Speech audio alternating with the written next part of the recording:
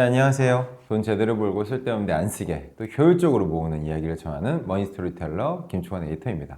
좋은 정보가 유익하다면 제가 힘을 받을 수 있도록 좋아요와 구독을 눌러주는 거 잊지 마세요.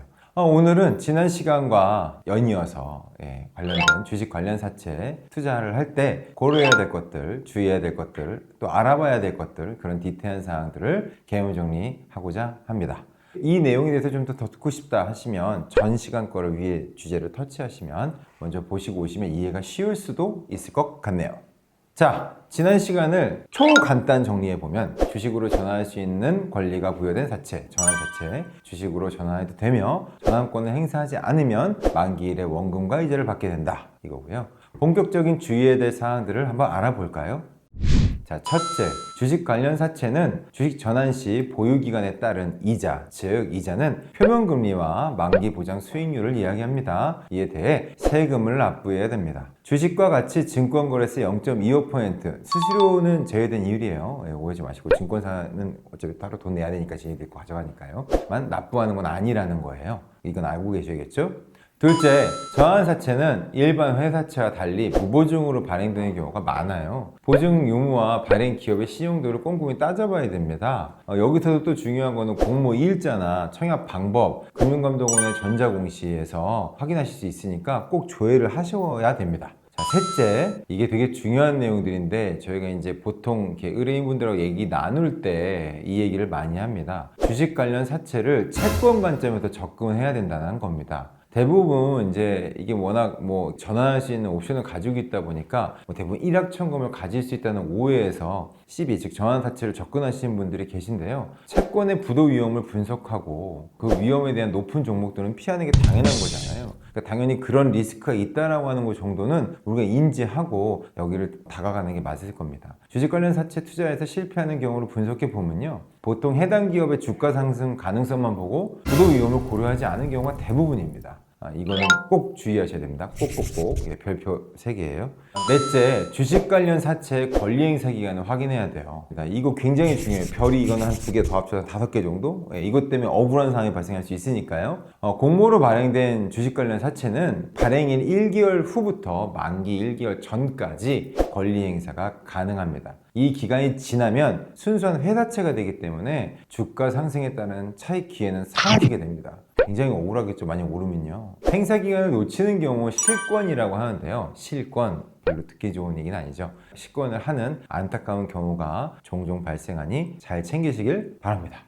다섯째, 분리형 BW의 경우. 어려워지기 시작하는데 분리형 BW 경우에는 발행 이후의 회사채 자체에는 신주 인수권이 없다는 점을 주의해야 합니다. 분리형 BW, 회사채를 X-워런티라 부르는데요. X-워런티는 신주 인수권이 없는 채권을 의미하는 거. 이거 잊지 마셔야 됩니다. 여섯째죠. 주식 관련 사채에 발행 기업의 콜옵션이 부과되었는지를 확인해야 됩니다. 우리 전 시간에 얘기했던 현대 로템 있죠? 현대 로템 30회 전환사채인 경우에는요, 주가가 연속해서 14영업일간 전환가 대비 40% 이상 상승을 하면 현대 로템에서 임의로 채권을 상환할 수 있는 권리, 콜옵션이에요. 이걸 콜옵션이라고 그러는데 가지고 있습니다. 이 경우 콜옵션 1까지 연 3.7% 이자만 지급하게 되니까 40%의 평가이익은 안녕 없어지게 된 거죠. 콜옵션을 이해 못하거나 존재 유무를 확인하지 않으면 왜 이렇게 되는 거냐고 따지기만 하게 되는 우픈 현상이 발생하게 됩니다. 이거는 꼭 챙기세요. 일곱째, 전환 신청 후 실제로 주식이 상장되는 시기는 회사마다 다소 차이가 있기 때문에 실제 주식이 받는 시기에 주가 변동 위험에 노출된다는 점도 고려해야 합니다.